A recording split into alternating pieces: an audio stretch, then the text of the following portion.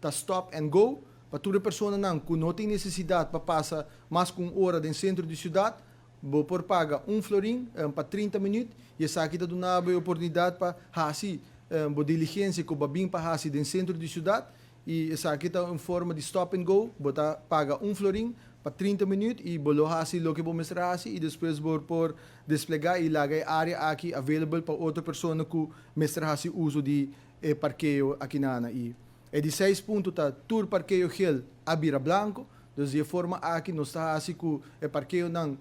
por word usar do de hopi mais gente também. Aru parque lo opera de 9 horas inta teco setor de a noite de mita hasu chamada na comunidade para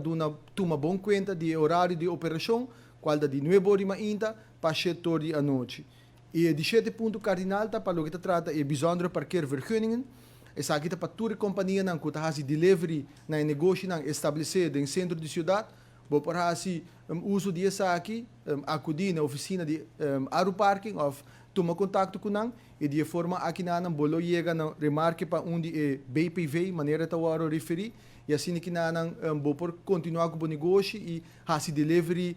para o que trata é de centro de cidade maneira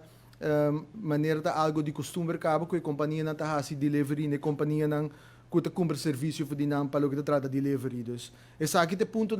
cardinal de cambio de manejo cambio de operação para o que trata Aru Parking e seguro me te quer desgosto grande que tá da biba da comunidade tá o clem e PCMS awe nos para aqui para anunciar que o clem tá passa para passado e também forma completamente diferente para o que trata é handhaving